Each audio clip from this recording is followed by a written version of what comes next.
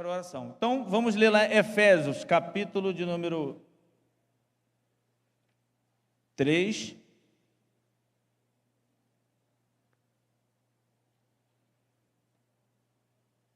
Efésios, capítulo 3. Vamos ler apenas 2 versículos.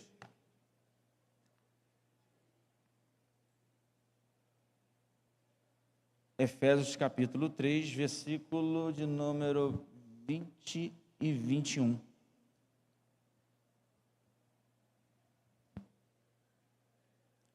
Todos acharam?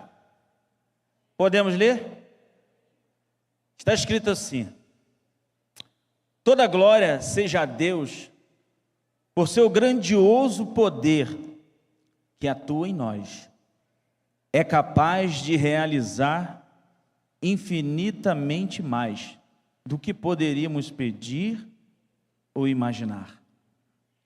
A Ele seja a glória na igreja e em Cristo Jesus, por todas as gerações, para todo sempre.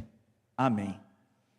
Deus, eis aí a sua palavra, eis aí o teu povo, que o Senhor abençoe os nossos corações, que o Senhor abençoe as nossas vidas, que o Senhor abençoe a tua igreja, edifique os jovens, edifique os pais também, os idosos que aqui estão, mas que o seu nome seja glorificado na tua casa.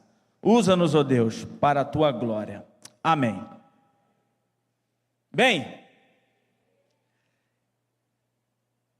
vida sem limite. Eu sei que os temas são uns temas um pouco bizonhos, né? E as pessoas ficaram, rapaz, eu também achei, vida sem limite, ou uma vida ilimitada. Bem, Deus nos libertou para vivermos tudo aquilo que Ele planejou na eternidade. Todos creem nisso e entendem isso? Que Deus, Ele trouxe libertação à sua vida daquilo que Ele planejou na eternidade. Por quê? Tudo faz parte do plano de Deus. Mas a gente precisa refletir algumas coisas.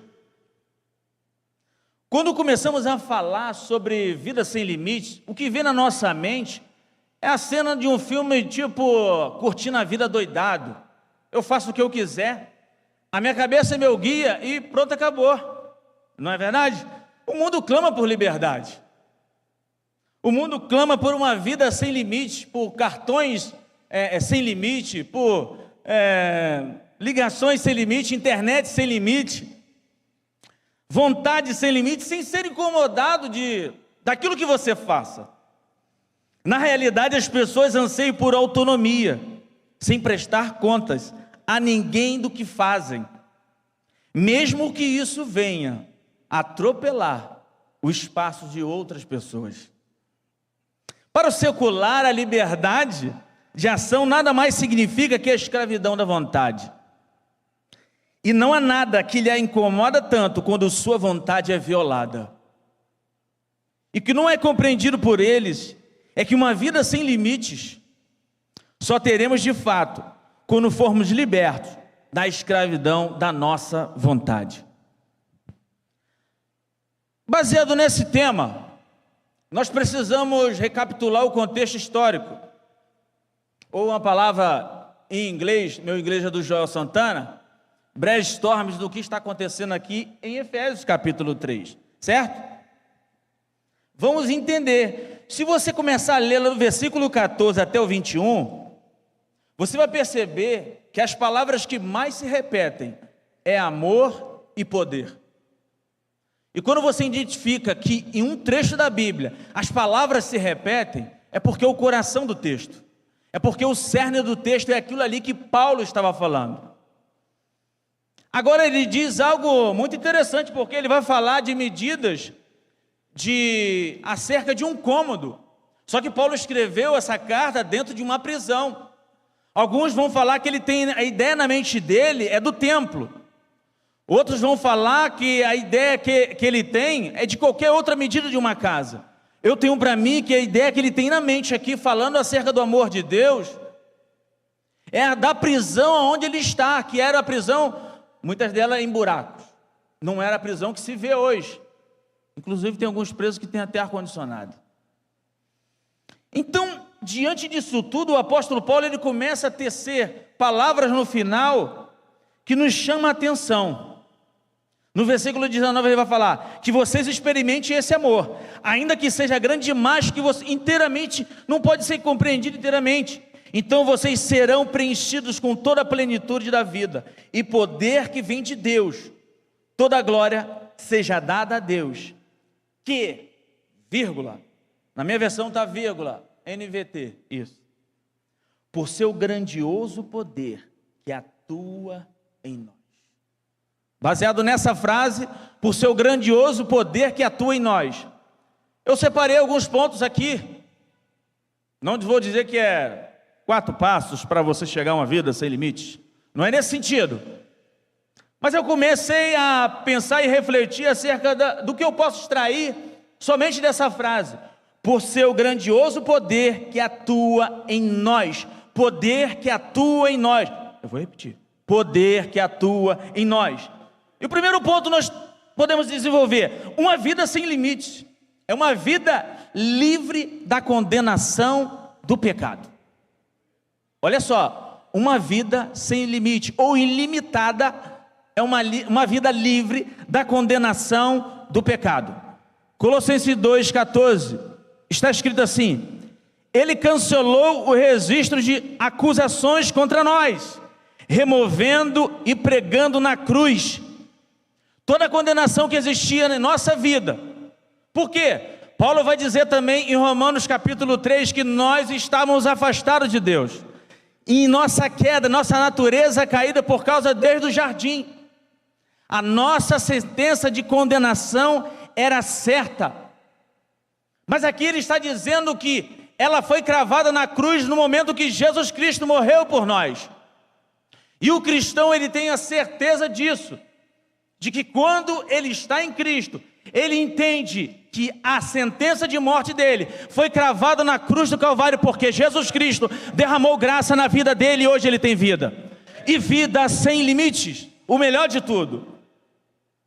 Atos capítulo 13 vai dizer também no versículo 38 e 39. Estamos aqui para proclamar que por meio de Jesus há perdão para os pecados. E todo aquele que nele crê, todo aquele que nele crê é declarado justo diante de Deus. Aquele sentimento de culpa que existia no passado na sua vida.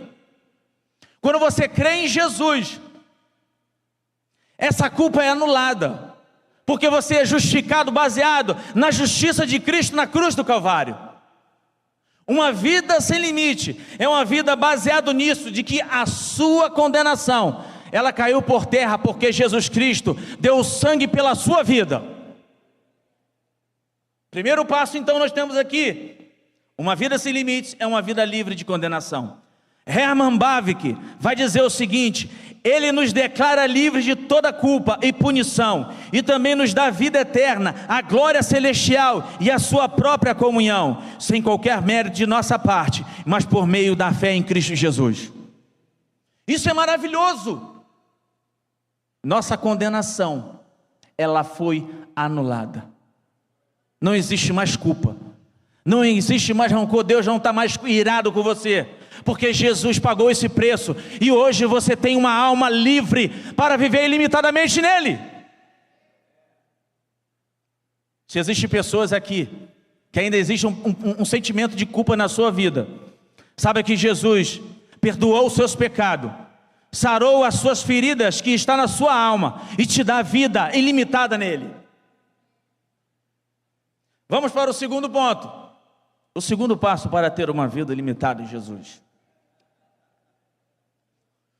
Uma vida sem limite é uma vida livre do domínio do diabo. Que isso, Hugo? Vou fazer igual cearense. Fala para essa boca para lá. Será que existem pessoas que estão presas às garras de Satanás? Ainda em Colossenses capítulo 1, versículo 13 e 14, está escrito assim: Ele nos resgatou do poder das trevas e nos trouxe para o reino do seu Filho amado. que comprou nossa liberdade e perdoou os nossos pecados. Isso é maravilhoso, irmãos. Quando você lê esse texto, isso é confortante. Presta atenção nas sentenças que o apóstolo Paulo vai dizer. Ele nos resgatou do poder das trevas. Que trevas? Diabo, o inimigo. E nos trouxe para o reino do seu Filho amado, onde nós estamos inseridos, que comprou nossa liberdade e perdoou os nossos pecados. Isso é muito confortante. Mas como explica melhor esse angu aí? Como é que é isso aí, Hugo? Como é que ele liberta o homem do domínio do pecado, do domínio de Satanás? A história que vem mais à mente, que ressalta os meus olhos, é a história do demoniado de Gerazenos, ou Gadarenos, vamos botar algumas versões. Esse trecho é bem grande. Marcos, por mais que ele seja um evangelho simples, ele vai dar detalhes acerca dessa história. E quem quiser ler depois em casa, Marcos capítulo 5, versículo de 1 a 20. Mas, fazendo um resumo da história desse homem, é triste demais quando Marcos começa a descrever que aquele homem estava no cemitério, habitava nas catatumbas, se cortava com as pedras, e lá no final ele vai dar um detalhe que dá para perceber que esse homem andava nu no cemitério fazendo isso. Você conhece alguém que faz isso? Isso é terrível. Quem passa pelo cemitério para ir para casa e vê alguém se cortando, pelado, gritando, a Bíblia fala que aquele homem ele era acorrentado e ele quebrava as correntes de tanta força, de legião de demônio que existia na vida dele. Não adiantava. Eu tenho para mim que era a família dele, não tinha mais recurso para poder aprisionar, para ele não fazer aquela loucura, mas ele quebrava e ele habitava ali. E quando Jesus chega naquele local, aquele homem, na verdade ele possuído aos demônios, chegou à conclusão: vai me perturbar antes do tempo, tipo assim, deixa eu terminar o serviço aqui, e se joga. E aquele homem em estado de desespero, possuído, os demônios clamaram para que ele fosse entrar em outro lugar, e entrou aonde? Num monte de, olha só, olha o prejuízo de bacon que deu naquela época. Quantos torresmos foram desperdiçados? Mas por uma alma, porque é mais importante para o reino de Deus. Aquele homem estava aprisionado por Satanás, fazendo coisas horríveis. Talvez você não tenha vivido no cemitério. Aonde tem sido a sua prisão? Talvez a sua prisão tenha sido no seu quarto, no seu computador. Talvez a sua prisão, ela tenha sido o vício que você tem em aposta. Talvez a sua prisão seja em prostituição. Talvez a sua prisão seja na maconha. Onde é que o diabo tem te aprisionado na sua vida? Porque ele continua nos atentando. E se nós não prestarmos atenção, nós podemos chegar ao estágio desse homem. Não precisa ser um cemitério, mas o diabo aprisiona a pessoa em outras coisas da vida. Talvez você não está no cemitério, mas tem vivido como um cemitério dentro da sua vida. Morte tem habitado dentro da sua alma, por aprisionamento de Satanás. Mas eu digo para você, que para libertar aquele homem, precisou algo ser mais forte. E então Jesus entra na história dele, e Jesus modifica a história dele. Jesus liberta aquele homem de todo o pecado, de todo o demônio. E a Bíblia vai falar por intermédio de Pedro: para isso o Filho de Deus se manifestou, para desfazer as obras de Satanás. No versículo 15, ele vai dar algo muito interessante, porque uma vida ilimitada é uma vida livre do domínio de Satanás.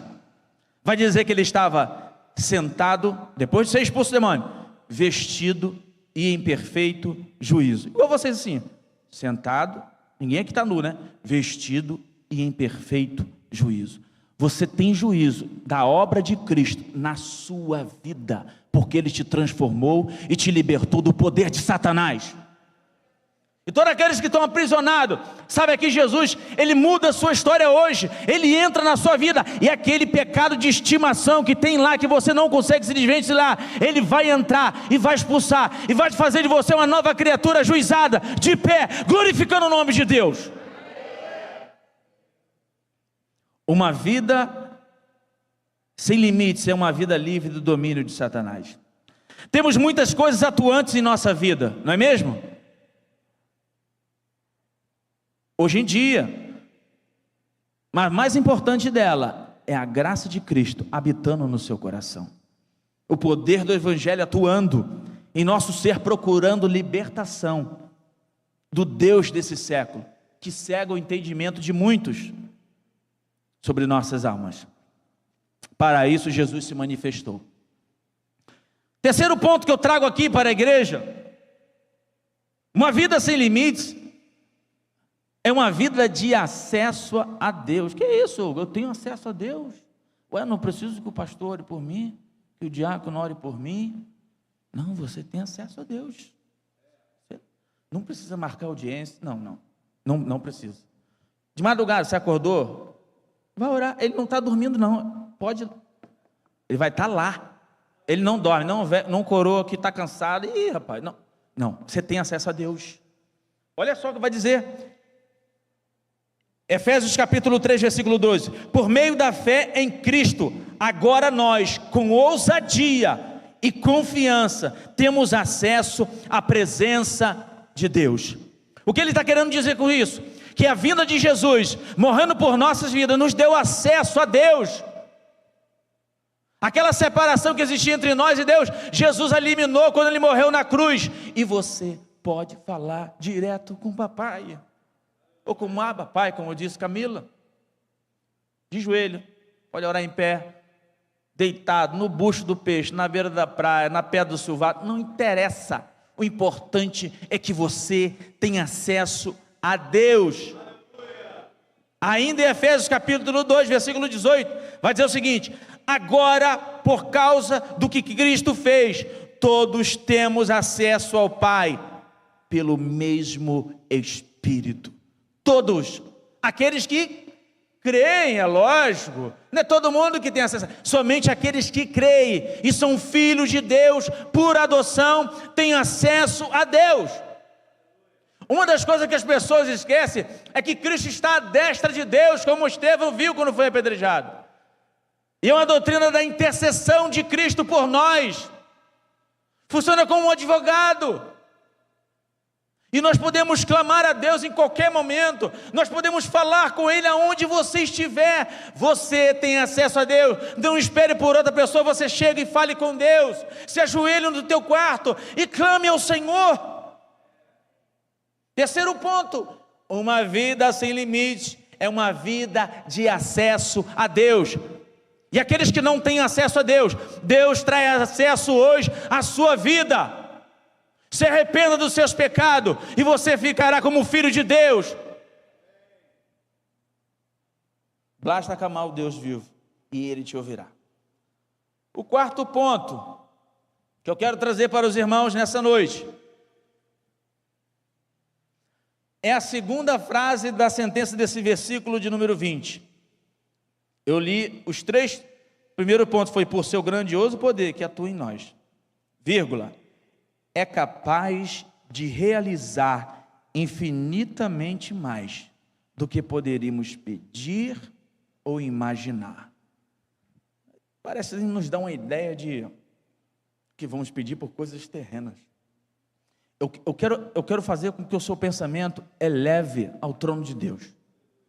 Uma vida sem limite é uma vida baseada na eternidade. Olha o que o apóstolo Paulo, Filipenses, Colossenses e Efésios é excelente. Olha o que ele vai dizer no capítulo 3, versículo 21. Preste atenção.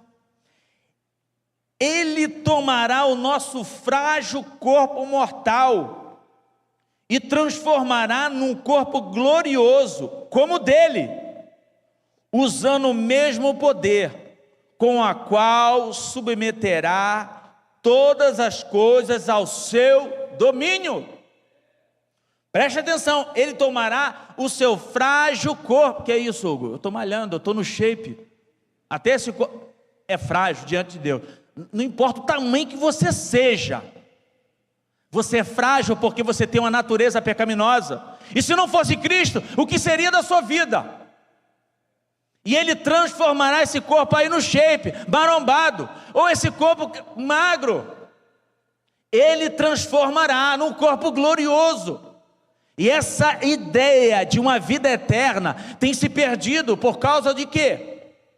Por causa do modernismo, em que as pessoas perderam a consciência ou a esperança de uma vida eterna. Hugo, aqui está muito bom, olha só, estou cantando, tomo sorvete, vou na praia, solto pipa, tá maravilhoso aqui, estou suave na nave.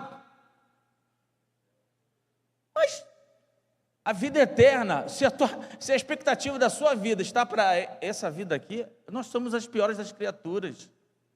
A nossa expectativa, a nossa mente tem que estar no céu, a nossa mente tem que ser a mente de um soldado celestial, a nossa mente tem que estar conectada no trono de Deus, ela não tem que estar conectada nesse mundo, porque as pessoas acham assim: se eu morrer, vou passar dessa para pior, como acontecia nas novelas antigamente. Mas o apóstolo Paulo, no capítulo 1 de Filipenses, quando ele vai descrever, ele vai falar entre ficar com os cristãos ali, os irmãos, e partir para Deus, é o bom e o melhor. É você ter a ideia de que estar com Deus é muito melhor do que estar nesse mundo, que tudo aquilo é passageiro. Eu não sei se eu já contei aqui. Uma certa vez eu estava na tenda e fui orar por uma moça. E antes de orar, ela me colocou contra a parede. Ela falou o seguinte: por que eu sofro tanto na minha vida? Essa enfermidade que me assola, por que eu sofro tanto? Só eu sofro tanto. E eu fiquei, iniciais ali, eu fiquei meio sem o que fazer. Eu falei: meu Deus, me dê palavras. Aí eu devolvi para ela uma enxurrada de perguntas.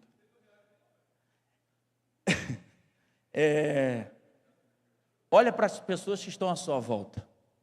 Você acha que essas pessoas não sentiram dores na vida delas? Você acha que essas pessoas não têm problemas na vida dela? Somente você tem problema em sua vida? Agora, se a sua felicidade está baseado para essa vida terrena, você é uma pobre criatura. Eu quero elevar o teu pensamento e entender que o que tem mais precioso na sua vida está no céu, em Cristo Jesus. Olha que 1 Coríntios capítulo 15, versículo 22 e 23, Paulo vai falar: assim como todos morremos em Adão. Não vou ler na minha Bíblia, que eu acho que eu anotei aqui, eu tive um devaneio aqui. 1 Coríntios capítulo 15, versículo 22. Aí, assim como todos morremos em Adão, eu botei morremos em ação, todos que são de Cristo receberão uma nova vida. Versículo 23. Mas essa ressurreição tem uma sequência. Cristo ressuscitou como o primeiro fruto da colheita, e depois todos que são de Cristo ressuscitarão quando Ele voltar. A esperança da ressurreição, em que Cristo dá às nossas vidas, é que nós não pereceremos na eternidade, e muitos estão perdendo essa esperança em suas vidas. Se Cristo não tivesse ressuscitado, tudo estaria perdido o que Ele pregou, mas Ele nos deu a certeza que estaríamos com Ele. Vou para o Pai e vou preparar um lugar. E esse condomínio é melhorado, tá? Olha, vou te contar. O condomínio que ele preparou é melhorado. Não vai precisar de sol nem dessa LED que a gente precisa comprar para a igreja. Não. Deus vai ser a luz. Aquela brita que você paga caro na matéria de construção vai ser pedra preciosa. Olha só que maravilhoso. Aquele cordão de ouro que você acha que é ouro, te vende como ouro, que você perde um rins para comprar. Lá vai ser rua, não vai ser aquele asfalto buracado que passa um monte de caminhão e quando o sol esquenta, fica todo empenado parecendo uma bola de futebol. Não! Vai ser maravilhoso estar com Deus. E essa mentalidade o cristão precisa ter, uma mentalidade celestial, de uma vida ilimitada com o Senhor.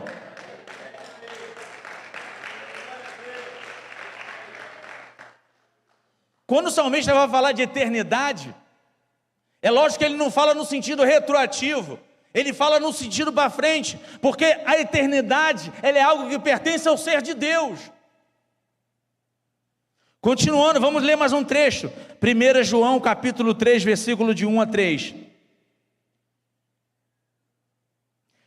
Vejo como é grande o amor do Pai por nós, pois Ele nos chama de filhos. Cantamos aqui, filhos de Deus, o que de fato somos. Mas quem pertence a este mundo não reconhece que somos filhos de Deus, porque não o conhece. Amados, já somos filhos de Deus, mas a Ele ainda não nos mostrou o que seremos quando Cristo vier.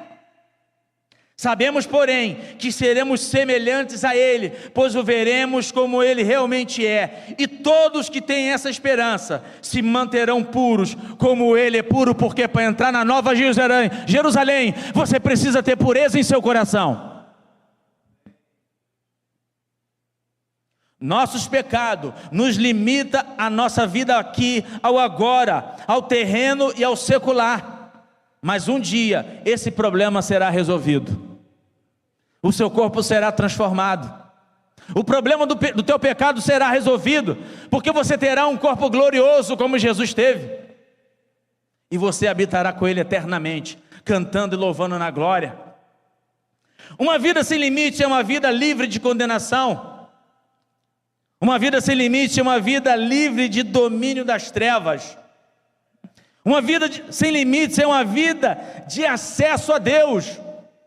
Uma vida sem limites é uma vida na eternidade com Deus.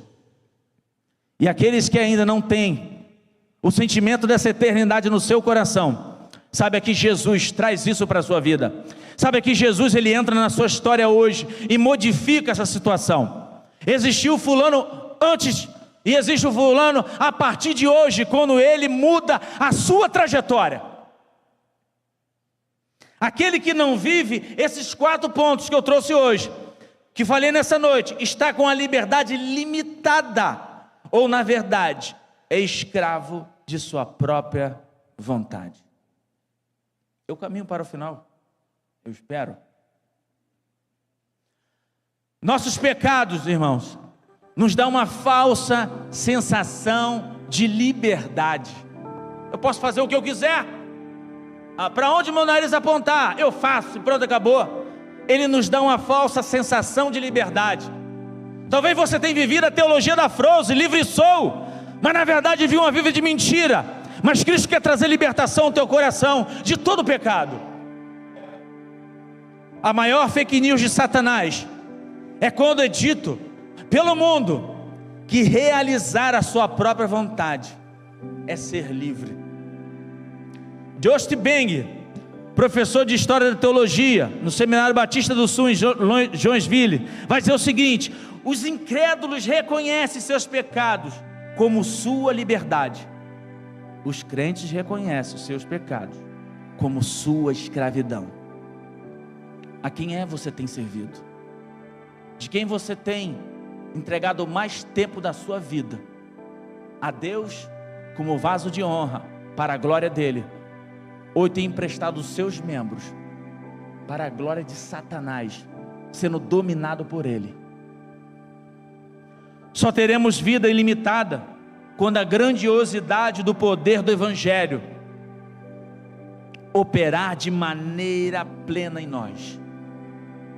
Só teremos vida ilimitada quando nossas raízes estiverem encharcadas da graça de Jesus Cristo, a ponto de pulsar em nossas almas o seu amor. Como David escreveu, foi a última palavra que eu ouvi quando ele pregou: o seu amor. O que é que tem pulsado na sua vida? Desejo de fazer a sua própria vontade, mas Deus, Ele modifica isso hoje. Ele entra na sua vida, Ele muda a disposição do teu coração. Se antes girava por um lado a sua vida, hoje passa a girar para outro lado. Fique de pé, por favor. Eu quero falar palavras finais. Talvez você já está na igreja há muito tempo, desde a época dos dinossauros. Mas você precisa de coisas para se desvencilhar, abandonar, largar. Tem te prendido a este mundo. Você tem perdido a esperança da eternidade. E isso vai te enfraquecendo, vai drenando as suas forças espirituais. Você tem vivido uma vida de pecado, quase igual aquele homem no cemitério, se cortando, mas dentro do seu quarto, enfrentando a morte na sua vida. Jesus traz vida para você. Jesus te liberta hoje. Você cantou livre, livre, livre. E de fato você está livre em Cristo Jesus? Ou é apenas uma falsa sensação de liberdade? Você precisa ter uma verdadeira sensação de liberdade. E aqueles que, eu tiro por mim porque eu tive vergonha de vir à frente e aceitar Jesus, mas no seu coração você está sentindo que precisa dar um passo hoje. Deus está te dando uma ganchada e te chamando a atenção. Eu preciso abandonar isso da minha vida. E é hoje, acabou, não passa de hoje. Deus te dá uma chance. Os seus pecados foram perdoados. Você precisa tomar uma posição perante Deus. Você precisa tomar uma posição perante a igreja, dando testemunho para a glória do reino de Deus. Eu convido você a orar. Hugo, eu estou aceitando Jesus. Eu quero tomar uma decisão hoje. Ô Hugo, eu quero que a partir de hoje eu seja um novo homem, ou uma nova mulher. Aonde é que você está sendo aprisionado? Eu quero orar pela sua vida e quero te convidar ao arrependimento juntamente comigo. Amém? Oremos a Deus nesse instante. Soberano Deus e eterno Pai, entrego a vida dessas pessoas nas tuas mãos. Entrego a vida da tua igreja, meu Pai. Que essa palavra possa ficar em nossas vidas, possa nos trazer frutos, possa nos trazer maturidade. Que o Senhor Deus não deixe que nós fiquemos presos a este mundo. Que a liberdade plena venha estar em nossas vidas. Que o poder do Teu Evangelho possa estar irradiante em nossas almas. Que nós possamos viver essa liberdade todos os dias. Aquilo que eu pecava não peco mais, Senhor. Ó meu Deus, ajuda-nos, ó Pai. Ajuda-nos a vencer. Ajuda-nos a tornar, meu Pai, cristãos melhores, que dão exemplo para a sociedade. Libertos, Senhor, para a glória do Teu nome. Senhor, aqueles que estão se arrependendo de seus corações, tomando decisões, ó Pai, em suas vidas. E a partir de hoje, eles são novas pessoas, ó Pai. Eles estão modificados, porque há poder no nome de Jesus Cristo. E assim nós cremos, ó Pai. Muito obrigado por tudo. Obrigado por essa conferência, por todas as palavras que o Senhor trouxe em nossas vidas, aos nossos corações, através dos irmãos. Muito obrigado, Deus, por tudo. Creio que o Senhor fará, meu Pai, de pessoas aqui, meu Pai, pessoas, meu Pai, dispostas para o Seu reino, pessoas íntegras para o Seu reino, Pai, pessoas arrependidas de fato, prontas para abandonar este mundo e para viver por Senhor, uma vida de renúncia, uma vida livre do pecado, Deus, uma vida livre das correntes de Satanás, ó Pai, uma vida pronta para Te adorar como verdadeiros adoradores. Muito obrigado, Deus, por tudo, para a glória e honra do Teu santo nome. Amém.